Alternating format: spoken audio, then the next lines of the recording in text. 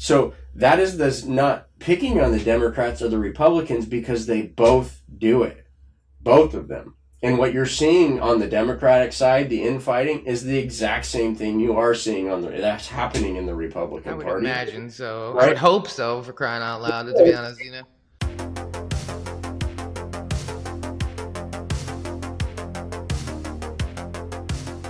All right, welcome back. I am joined by Chad Peace. He's an attorney, digital media executive, and one of the country's most persistent advocates for nonpartisan election reform. He's the founder of IVC Media, a San Diego-based digital media and public affairs firm that has won national awards for political communications, helped raise over $10 million for a third-party presidential candidate, and built a binational team of more than 50 professionals. On the legal side, Chad is a partner at Peace Shea LLP, where he fights for the constitutional rights of independent voters, taking cases all the way to the Supreme Court of the United States. He's the co-host of the Independent Voter Podcast, a founding board member of the National Association of Nonpartisan Reformers, and a San Diego native who genuinely believes that we can change how we elect our next representatives. So Chad Peace, welcome to What Do We Do Next? Thanks for being here. Yeah, thanks for having me. I'm excited, man. You have been in the fight for a long time, so I appreciate this. So let's get right into it. I love San Diego, by the way. My brother lives there. Maybe you guys know each other. Just kidding. Yeah, it's a tough place to leave. You never know. So what was the moment that you were like, all right, enough is enough? Like, after being a lawyer and a media exec, that's a pretty big swing to go from that to where you are now. So what was that moment? Like everybody's story that, you could identify probably, 10 or 15 kind of seminal moments. But I think where it really started when, I was kind of in digital because of my business partner. I always say he's the brains. And I actually was in my third year of law school. We had done stuff before. I took 3-4 years off, did a bunch of digital media work, and went back to law school. And it was in my last year, right before my last year of law school, I was approached by the Independent Voter Project, and they said, hey, that digital stuff, and this is at a time nobody was spending serious political dollars online. They're like, oh, you on Facebook, here's $5 for advertising, right? And they said, we got this nonpartisan primary initiative that we want to run, and we want you guys to tell independent voters that there's a reason to vote in the closed primary, even though they can't vote for candidates. If they should vote on this, because then the next time they can vote on candidates. So, I'm in my third year of law school. I was like, this is cool. But then I started thinking about it, and, we could take election. There's no emphasis on election law. Like, you can't get any certificate or something, but we had election law classes, and there was a constitutional law, election law. So I took them all.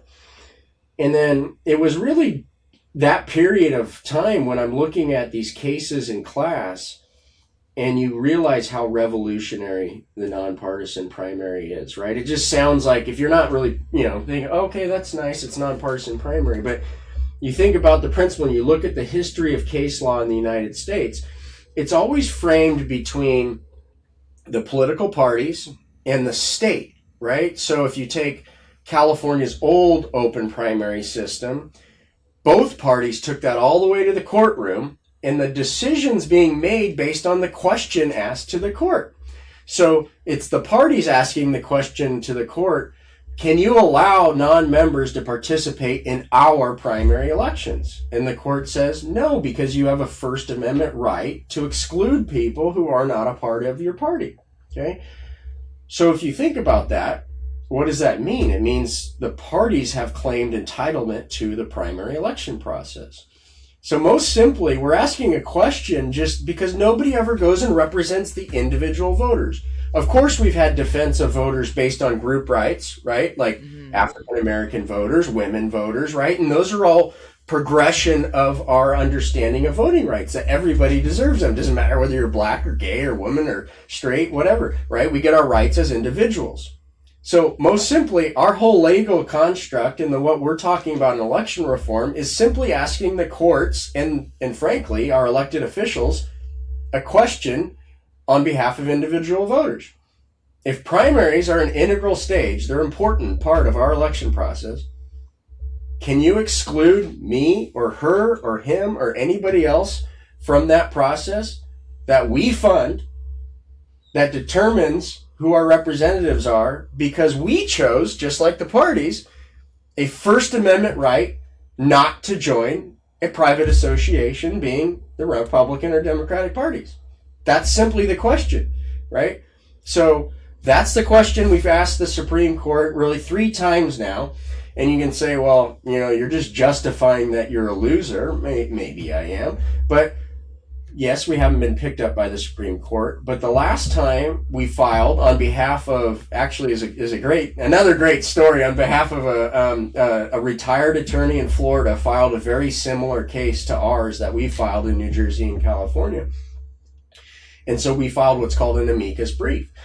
And the brief says, look, we have 2 cases asking the same question. The Ford party, the Andrew Yang's party, signed on board. Actually, the Libertarian Party wanted to sign on board, but they're a little bit too late to the game. An organization opened primaries. But I say all that because what's important is about 1 in maybe 1,000 cases get picked up by the Supreme Court when you knock on their door, right? About 1 in maybe 500 go to what's called a conference, right? Where the justices say, look, let's go have a meeting about this. This might be something we should consider. So we made that round, right? So the last time they went to conference, we know the justices sat down and said, hey, should we pick up this case, right? So just like whether it's the gay rights movement or we're going back to segregation and stuff, ultimately those civil rights cases were won when the Supreme Court made a decision, right? So that's our legal case. And then in the meantime, it's fighting for and protecting wins that we have had, where in California, for example, as is in 2 other states, the states have simply, well, really it's the voters have simply said, no, the first stage of the election process doesn't belong to you 2 parties. It belongs to the voters. Mm-hmm. And therefore, everybody is going to be treated the same. And so that's maybe a mouthful, but but that's what we're up to. I mean, I love it. Well, the independent voter, right? The independent party, it's one of those things where right now, like if anybody's like, I'm voting third party, people will like attack them on social media, like, don't weaken the vote. But like, I think a lot of people are more identifying with independent, or maybe just like not those guys, right? Does that make me an independent? I don't know, right? So who is the independent voter? Is that a growing faction of people, or has it always been there, just not given the attention it deserves? Well, one, I think it's grown a lot. I mean, if you go to like my parents and stuff in the older generations, really that, you have more defining, right? This is a Republican family. This is a Democrat family. I think, I'm in my 40s now, and we're the folks in the working world kind of, running businesses and having kids and stuff. And like, I don't know any of my friends that define themselves as, even my Republican friends, Democrat friends, it's not a definition of who they are, right? And you see that all the way down, and the younger generations are really rejecting it. They're like, we have 5,000 choices of everything, and you're telling me I got to pick all of the things they agree with, or all of the things they agree with, and that's my political participation, right? So you see that represented in the polling that, almost 50% of people now say I'm independent voter. But your question, people always ask me, what is an independent vote? Or like, what do independent voters think? I go, I don't know. Maybe you should ask them, right? That's part of the problem. These pollsters and the media, they never ask independent voters. They only ask them with a loaded question, mm-hmm, in the context of the Republican and Democratic conversation. But I always say, look, we're the small I independent voter project, okay? Which means there can be people that are left of the Democratic Party, right of the Republican Party, people in the Republican Party, people in the Democratic Party. We define independent by thinking for yourself, right? Not saying all of my positions are represented by whatever the party decides at their convention is the position I have to take for everything, right? And that's our definition of independent voter. And when it comes down to is every individual has different perspectives, has different beliefs, has different reasons for why they do different things. And we can only have a government that truly represents us if you're allowed to hold different positions. So that's all we're trying to do. We're trying to realign the incentives, which right now the election process and frankly the whole political industry has incentivized people just to be saluters. And we reject that philosophy, and so we bring on the ire of both sides, just like Donald Trump's been attacking the nonpartisan primary in Alaska. It's Democrats and folks on the left that attack the nonpartisan primary in California. It's right. Truly, I mean, you see the similar thing with the gerrymandering, right? They both grandstand when it's in a state they don't control, saying, "Oh, look at them, they're abusing the political process." And then they go, "Well, but we're going to do it in states we control because they're doing it in states they control," right? And it's just a cyclical thing. So who always loses in every single fight? The voters. The small I independent voter that says, "I don't care about your little bullshit game." sorry for my French, it's okay. Right? It's okay. So really, we're just saying, look, you got a bunch of players out there playing a game, and where are the umpires, right? Can't we just have a few umpires that are calling balls and strikes fairly? Real shots. Yeah. Right? Well, and especially now when, I don't really know what's going on too much in the Republican Party because I do everything I can to ignore that. But I know in the Democratic side, it's like, we don't like Schumer. We don't like Jeffries. We don't like Booker. Like, we want those guys out. And no matter what we say, they don't listen. We say we want Israel out. We want AIPAC out. What does Schumer do? He goes to Israel the same week he's supposed to be working and praises. I mean, it's like, it's bizarro world, right? And I know inside the Democratic Party, there's just a lot of splintering because it doesn't represent us anymore. I don't know if it ever did, but it definitely doesn't now. And it doesn't matter how much we scream, nothing changes. And Schumer's still a representative and he's not speaking for I don't know if he has constituents, but he's not speaking for the party anymore. You know what I mean? I think these next elections, I just saw in, where was it? Some state. Oh, I can't think of it. I just saw it, but they had a bunch of elections and they all went progressive. All of them. Like it was it was all progressive. Every single election. It was like 12 elections in some state. Every single one went progressive. So I really feel like we're heading in that direction. So let's talk about who's pushing back on this, right? Like who wins, when election reform doesn't happen? Party leadership, most simply. Party leadership and the people who fund, who and the special interest, right? And it's real simple. Take New Jersey. That's where we filed our first case. Mm-hmm. They have purely closed primaries, which means you don't join a party, you can't vote. The decision there that we challenged at the Third Circuit, we said, you're right. We said, look, that's a violation of our First Amendment right. Literally, the state of the law, they issued one judge signed on to the unpublished opinion, which means, hey, nobody else should be citing this case. But nevertheless, this is going to be our decision, is when voters are confronted between a choice of whether to participate in a primary election or whether not to join a party, if voters want to participate, they should simply join the party. That's the language from the court. Simply join the party, which is what we're challenging, right? We're saying, are you serious? This is America, there's a First Amendment right not to join a party. Right. And so, it's that conflict. And you say, well, why? That seems pretty simple. The common person, you don't have to have a law degree to understand that seems like it's conflicting with a right of ours. You say, well, what does a decision in our favor mean? It upends the entire election process.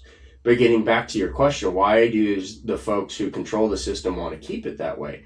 Well, if you have closed primaries, on top of that, you have gerrymandering. In New Jersey, there was not one single, on a state basis, not one race was decided within 10 election points when we filed the lawsuit. 10 points, which means there's zero competition in the general, which means what's important, the primary.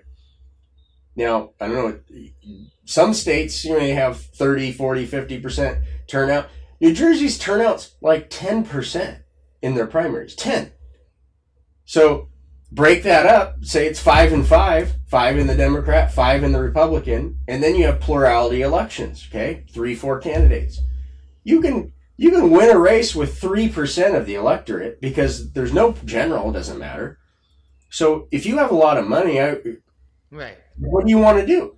I only have to convince these 3%, right? Why would I want a process where more people can vote who I don't know how they're going to vote because they're not so devoutly partisan that they might think for themselves. Right. Why would I want to have to go into the competition of a general election where I don't know what's going to be an outcome in a competitive general election? I want to know who I'm going to pick before the election even starts, right?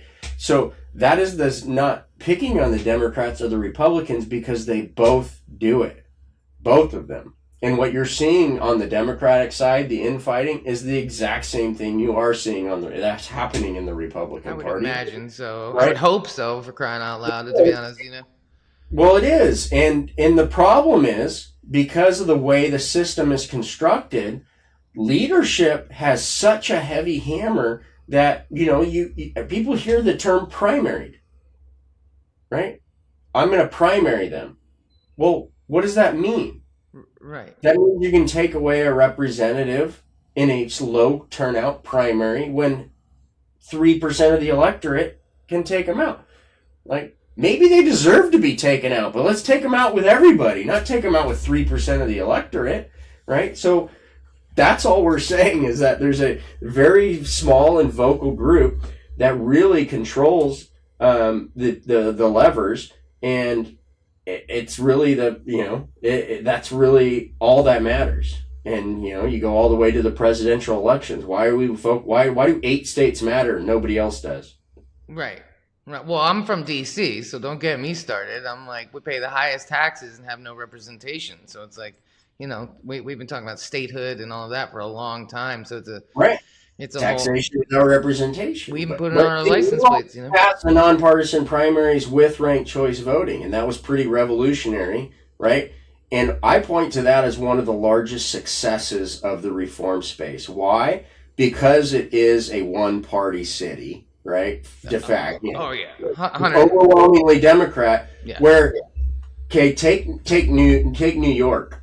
Okay, everybody tries to compare ranked choice like it's the same everywhere. My view is, okay, do it anywhere and it's better than what you had before. Okay, because you're giving some folks more choice. But there's fundamentally different ways to do it.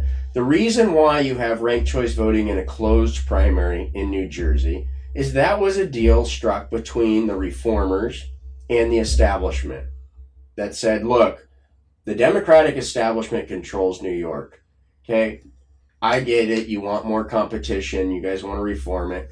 We'll do it, but just do it in the primary, because if you do it in the general, we worry that maybe a third party, or God forbid, a Republican might actually win, because that would introduce competition.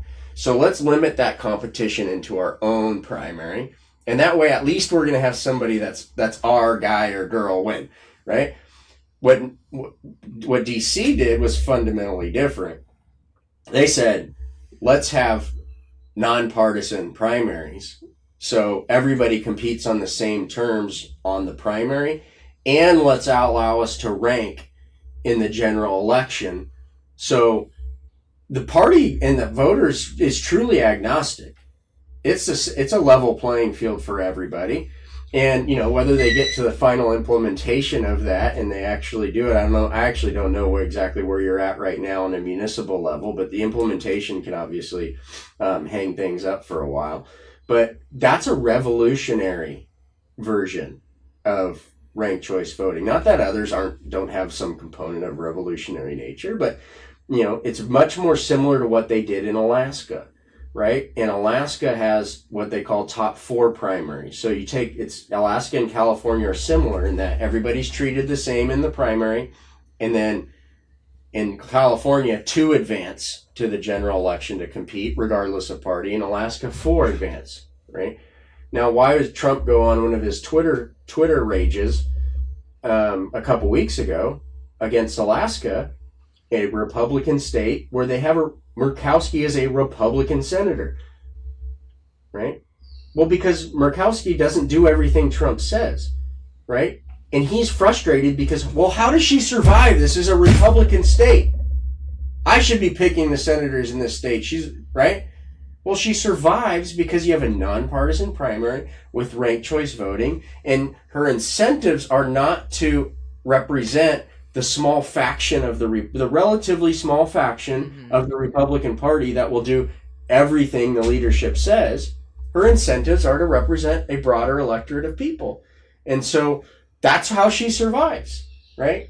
And so it's this, but I'm not picking on Donald Trump, because the Democratic leadership does the exact same thing. So in terms of what's next, right, we have not announced this to the world yet. But I represent Independent Voter Project. We authored the top 2 primary. I took bullets from the ranked choice voting community, the third parties, all that. Why are you doing top 2? Because that just insulates the 2 parties, right? Our primary purpose was to take out the one fundamental thing, right? Parties don't belong to the parties. Primaries don't belong to the parties, they belong to the voters. That was the nonpartisan primary with top 2. We are now, what's next, saying, you know what, you're right, Alaska's even better, right? And we are going to author and introduce a top 4 primary for California, right? And so why is that next? Well, you see all the media and everybody from Steve Hilton on the right, who's, got Trump's endorsement, to the folks, the voices on the left are saying, look at this crazy situation in California, blame it on the top 2 primary, right? Well, what are they really doing? They're saying, look at this unusual circumstances, look what somebody might get elected that you might fear is not who you want, therefore we should get rid of the top 2 primary. And what will they do? They'll go back to closed primaries. Okay. All we're saying is, okay, justified, it could be better. Well, then why don't we just do what Alaska did and go to top 4 instead of top 2? So that's what we're doing. We have a core campaign with some, I don't know how else to describe it, but folks that usually aren't on committees together because they come from different parts of the political sphere, who are very excited about, you know what, this is a time to come together and do something that's going to, frankly, upset people on our own side, the factions on our own side that want the status quo, right? So that's what's next for us. It's probably the biggest fight we'll ever go into. We're way out resourced, but you know what? We were way out resourced when we did the top 2 primary. Both political parties were against us. We were a combination of being lucky, having things in place at the right time, and we snuck it through. And they didn't know we were doing. Remember when I said I was hired to turn out independent voters to vote for this initiative, which ironically was on a primary election ballot. They never expected the level of turnout that came, which is why they woke up, it passed, and they said, crap, right? So we're not going to be able to be that stealth about it this time, but the good news is when we pull this stuff, we're in a Democratic state, when we pull this stuff, believe it or not, Democrats support it. Just that your small d, Democrat that's not, it doesn't have any vested interest in the, not trying to climb the party ladder, they like 90% support it, right? So now all we're doing is going to go out there and say, all right, if you're really against this, tell your voters that you're against it. Let them know where you really stand, because you go out there talking about how you're the great protectors of voting rights and blah, blah, blah, and the Republicans are the ones always trying to take it away. Well, here's a true voter rights initiative, and if you oppose it, you ought to be public about it and let people know you do not support the equal right to vote and you do not support more choice. That's fair. It really got me thinking about, that 3% number, and when it's closed primary, how easy it is, like with money, right? Like we talk about getting money out of politics and we think about APAC, we think about these big things, but it can really boil down to something, such small little elections like this, or big elections, the small groups of people, not that much money. I've been in digital media for, multimedia for 25 years, like, well-crafted campaigns and viral content, right? We can look at Becerra right now, right? Like he is killing it, right? Like he popped up on Threads a week. I've watched this entire thing happen. He popped up on Threads with 1,800 followers. He's now at 45,000. People are rallying around him. He just hired the same team that I think did like Newsom or Mamdani. I don't know. So all his graphics are great. He's like really coming out, and because it shows you the power of a little social media like goes a very, very long way. And when you get the people behind you, it can go a really long way. So even in a very basic level, like getting the money out of politics starts there, right? Because if you only had to get 3%, I could get 3% of the people. I got 3% of the people in DC to vote for me one time. Right, exactly. It's not that hard. You're right. And when okay, here's the folks, and I know how they think, and I know like what kind of voters they are, then to go and manipulate, all right, we talk a lot about getting money out of politics, which is an important issue. It's not what we are hyper focused on. There's some groups like go look at groups like American Promise, fantastic organization, and that's their real focus. But when we talk about getting money out of politics, what we don't talk about is, I think actually our initiative is a money in politics initiative. You say, well, what about diffusing the effectiveness of every dollar in politics, right? When you say, hey, I know these are put it in economic terms. I know these are the customers who are going to buy our product, right? And those are the ones I can spend money on and turn them out, right? It's a lot easier to deploy your money. But when you say, oh, I got to go and I got to convince all these people that they should be customers, right? That takes a lot more money. And so you can effectively reduce the influence of politics simply by creating competition. Well, and I interviewed Paige Loud. She's running in Maine for some position. I can't remember what, but she tried to get like the list from the Democratic Party of like people to reach out to, and like you have to pay $6,500 for that. And I'm like, whoa. You know what I mean? Like the money in politics trickles all the way down. So like before even people get to a primary, they're already having to pay a bunch of money from their own party to get names of voters that they can solicit to, which is just mind-boggling to me. Like, shouldn't the Democratic Party want to give that information to the Democratic candidates, like running? Like, nope, there's money in that too, right? So it's like, it's all the way down.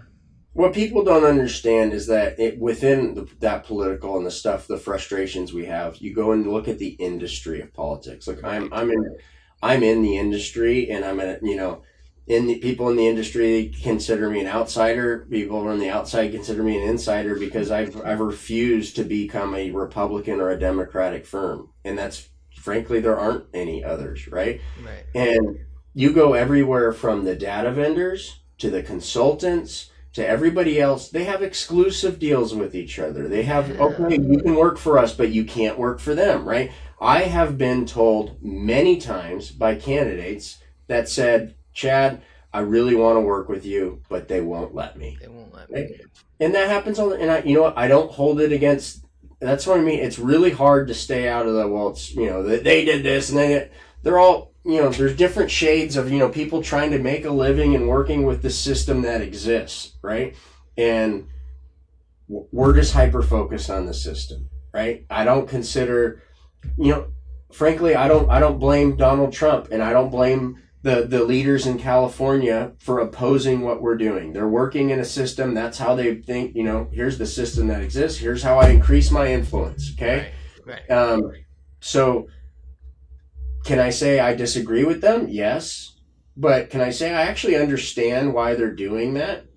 All I'm trying to do is have folks that aren't vested in this hyper partisan kind of vitriolic discussion to say, hey, we don't have to take that position. We can go and say, you know what?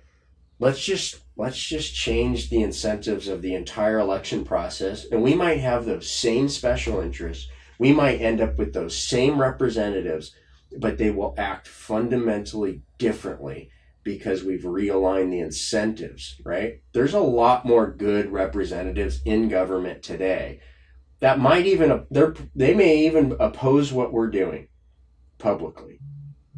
But they understand it, and they know they can be better representatives with it, because there's all kinds of times representatives make decisions they don't really want to make, but they're worried about getting primaried. They're worried about a special interest being upset with them, and knowing, that special interest controls, X thousand votes, And if I don't vote with them, I'm out, right? So that's, that's how the game works. Indeed. Well, for everybody who's listening and is feeling like really overwhelmed with all of it, because it is, it's like we're all paying more attention than we've ever paid before, right? Because we have to, you know. I mean, I'm 50, and I'm from DC, so I probably paid attention more to politics than most, but still did not consider myself a political person. But you have to pay attention, but it's overwhelming. And a lot of it doesn't make sense, right? A lot of people are learning about basic government for the first time, myself included, in a lot of ways, right? Like I left home at 17. I didn't go to college. Like I'm a very intelligent and experienced woman, but I am not a book smart, right? I actively did not pay attention, and I think that represents a lot of Americans, right? Who have no idea how elections work, how parties work, how primaries work. They're really kind of like being overwhelmed by it right now. So why should they care about election reform? Because from where I'm seeing, it's like the core of everything. Like you turn that knob and then it changes the whole trajectory of everything else. To me, it's like the first domino, right? And the things that'll happen next. We start with the election reform and then it gets to the bigger stuff because it has to, right? So why, from your opinion, why should people care? Because the same reason it's so difficult, right, is that you can say, I don't like that political stuff, it's all nonsense, it's all that stuff, right? And the moment you disengage and don't do anything, then they benefit. That's what they want, right? Because then you have less people you need to convince. Great, they don't vote. Okay. The only way to say, you know what, I trust my representatives again that are representing me, is to go at the core of the problem and force them to represent you. Because right now they've devised a system that literally is designed not to represent you. And that's part of the system. And if you, I always show, and I take it back, and here's an analogy. If you say, they're like, the Republican Democratic parties are like mom and dad right now. And they say, hey kids, you can have whatever you want for dinner as long as it's from Burger King or McDonald's, right? And some kids will just, throw up their arms and say, well, and you say, well, you're not going to eat. And then both parties right now today are saying, oh, everybody has choice. We have democracy. We have the freedom to choose whatever we want, except we're only going to put Burger King and McDonald's on the ballot, right? So you say, look, if you want to eat somewhere else, you got to get involved in election reform. And the good news is there's a lot more people waking up to it. There's a lot more people willing to say what they really believe. And believe it or not, there's legislators in the California legislature right now that we've met with that have said, yep, I will carry the bill and I'm ready to do this and I will take the bullets. If there was one thing that, like, one structural change that you could make about how we run elections in this country, what would it be? Eliminate closed primaries, period. I love a simple, clear response. Eliminate closed primaries. It's a clear monopoly where we've handed over the most important stage of the election process to two private organizations. Political parties are not public organizations, right? They argue they have this quasi-public status and stuff, and their attorneys are very good. Okay, and I'm actually, believe it or not, I'm not anti-party. I actually think our reforms will strengthen the party, that the parties are really weak and divided and having all this stuff because they're not right. They're very focused on protecting leadership and people who want to control the outcome rather than trying to find a competition of ideas, right? So closed primaries, I think, are definitely at the core of the partisanship because that's the source of control. And as long as most states on a national level engage in primaries that serve these private parties and not the voters, then they're going to be the ones that determine what are the issues, what are the things that we're going to rile people up against, what are the things that we're going to go and spend that special interest money to turn people out on. And everybody else who has ideas or different ways of doing things that doesn't fit within those binary boxes just get sidelined. You know, when you said something about the people that don't vote and just like get disengaged and how it's like a win for them, and it reminded me, like, as a business owner, about like subscription based income. And you see this all, like, this is where everybody's dealing this with in your life, right? But as a business owner, you want the people that sign up and never use it. It's like the gym membership and they never cancel because it fattens your bank account and you don't have to give them anything, and you kind of want those people. And like right in there is how the whole thing is intrinsically flawed, right? Because that's not how any of this should work. And it's the same thing. It's like when we don't vote, when we don't get involved, not only are we not putting our voice in, but we're strengthening the opposition. You know what I mean? Now I'm the greedy business owner getting $29 a year, $29 from you every month and not giving you nothing in return. I'm getting richer, I'm getting bigger, I'm being more successful, and you're losing money, $29 a month, and you've gained nothing. And so it's a big analogy for politics and kind of where we're at right now. Like I have a lot of friends that didn't vote because they just said, well, elections, who's president never changed anything in my life, and now their businesses are crumbling and their business plans and their investors have fallen out. And I'm like, well, yep. But I also say, okay, we do focus a lot on president. It still does start local, and it's hard because the national influence and the national debate has become so strong that it's hard to even have a local discussion. But getting involved, being effective at the local level is still the most powerful thing you do, because believe it or not, it does actually matriculate up. And you can find those people who are willing to stick their neck out. And you know what? Some of them will get into office and then they'll go start playing the game or whatever. But that is what it is. But you can start by getting involved and understand the people at the local level make decisions that are going to affect your daily life way more than any president will. Yeah, don't be a Fetterman, right? That should be a verb. Like don't get Fetterman, Well, that's a great point, because I think more and more people are realizing, like, the sheriff is elected. You know what I mean? These people are elected. They're not like hired, and so you can control what's happening. You can have a better handle on it by getting involved locally. And I think for people that aren't politically inclined, like, are you a good graphic designer? Are you good at building websites? Like, everybody's got a skill, man, that you could contribute to whoever it is that you believe in. And boy, would they be grateful, because especially in the smaller elections, a lot of times, like the woman I mentioned, Paige Loud, she's a social worker. You know what I mean? But she's grown up there and she's lived in poverty. You know what I mean? So she's like, she speaks for the people, but it's not easy for a social worker to quit her very low paying job to go run for office. And so people who are really stepping up really need that help. And she's one of thousands and thousands and thousands of people across the country, right? She's not unique in that. All the people all the time, I see people that'll come to me, right, because they're doctors or they're attorneys, or they have very well, they've well established careers and stuff, and they go and say, I don't like this, I'm just going to run myself. And then I get calls going, I had no idea. Like, they don't care about having good ideas and my qualifications. I'm not allowed, I won't get the voter list. They won't give me the voter list. They won't build a website. They won't do anything because I haven't been a part of their party. I haven't been going to their party events for the last 10 years, and I haven't, right? And I go, well, welcome to politics. Yeah. Here's a sport jacket. Yeah.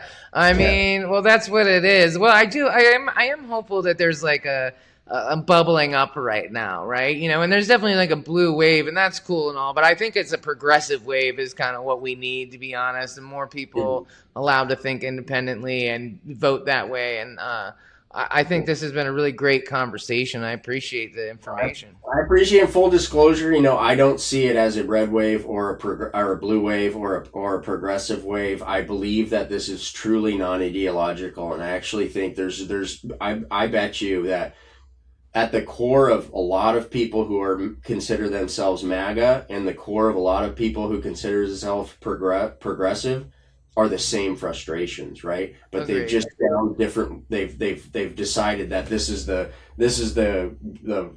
movement that's going to best catalyze my thing, and I think, but the change really only occurs when we come together and say, look, I actually am as frustrated with you about things in my own party that I can't change. And the reason we can't change them is because we haven't realized we have more in common together than we do with the leadership of both of our parties, who are just trying to rearrange deck chairs so that they stay in control. Well, it's interesting you say that, because I've said that to my dad numerous times, and I've said that for years, that I think if you really sat people down and put core issues, we'd probably agree. But I will push back. I don't think MAGA is the same as anybody. I think there's Republicans, I think there's conservatives, and then I think there's MAGA, and I think that, like, I would never align any belief system with MAGA, because I feel that those people are a fringe of, you know what I mean, like a fringe of absolute trash, to be honest. Like, I can't really get down with people who are screaming for hurting other people, and I mean, it's that. But I don't think that all Republicans and all conservatives are MAGA either. I can distinguish the two. But I would say that most Americans, when you get out of the pendulum swing, right? Because there's a pendulum swing in both directions. I think far more to the right than the left, but whatever, that we can argue about that another time.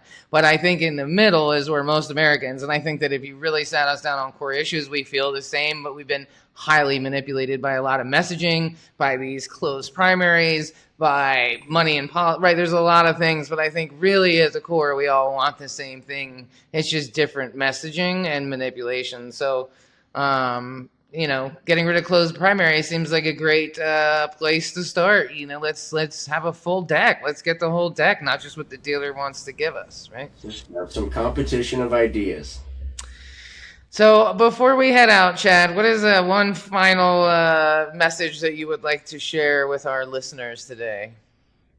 Is that, one thing you can learn more, you can look around, you may have a group in your state. I mean, there's groups in Iowa that are pushing for open primaries. There's groups in Florida, South Dakota, everywhere you go. If you want to get involved, join them. If you want to learn more, we have a news website, ivn.us. And, I think to the best of my knowledge, we're the only one covering these types of wonky election reform issues, which are becoming less wonky because more people are paying attention. Exactly. And then finally, don't underestimate what a simple phone call to, or email, or however you feel most comfortable, to a representative, of being polite and saying, and understanding.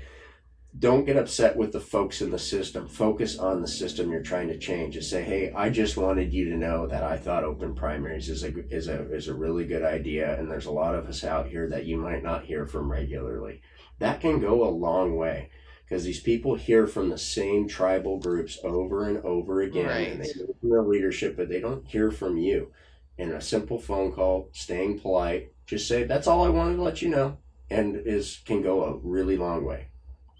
Well, that's a good reminder. I'm a DC girl, and if I call Eleanor Holmes Norton one more time, they're probably going to have me arrested because you can only call that office so many times. But I think it's a good reminder that it does go a long way. It doesn't feel like it when you're making those phone calls, I'll admit, because a lot of times they just, don't answer the phone, or, you know what I mean? But it is a good reminder to do something. So thank you for your time, Chad. I really appreciate it. I learned a lot today about primaries and elections and everything else, and I appreciate. I've always been a bit of a rebel, so I always appreciate the outlier opinion on things. As long as it's respectful and you're not trying to. You don't have to be outliers forever. Yeah, well, and I think more Americans are interested in, like, well, there's got to be other options, right? And I mean, even like Bernie, right? Like, a lot of people are like, why didn't we get to vote for Bernie? And so I think a lot of people are just waking up like, well, how come we don't get the decisions? How come we're not? How does this even work, right? Because the system is designed to make sure that we don't know. You know what I mean? Bernie won delegates in Virginia when he ran, and what did the party go? The party gave them to Hillary Clinton, and then so Bernie sued, and the parties went into the Virginia court, and what did they say? We're a private organization. We can change our rules and change who gets our delegates anytime we want. That's literally what happened, right? And I think that was a big fracture in the Democratic Party, because we wanted Bernie. You know what I mean? Yeah. And it still pisses people off because he shows up. He's like the smartest guy in the room. And we're like, we could have had him. We could have had him. I'm not saying I'm the biggest Bernie fan, but it just feels like a really good example of like, well, wait, hold on. How does this thing work? What's going on here? So thank you again Chad, for your time. I really enjoyed chatting with you. And, on that note, if you have, colleagues or peers in different groups that are doing good work, please send them my way and I'll have them on the podcast, because I think the more that people learn, the better we can go out and make better decisions and help people and turn this ship around, because we're certainly going to need it. So thank you for your time. Yeah, thanks for having me. This is great. Appreciate it. Yeah, well, thank you for tuning in to What Do We Do Next? We appreciate your time. I hope you learned something today. I definitely did. Please follow Chad and the work he's doing. Check out Closed Primaries.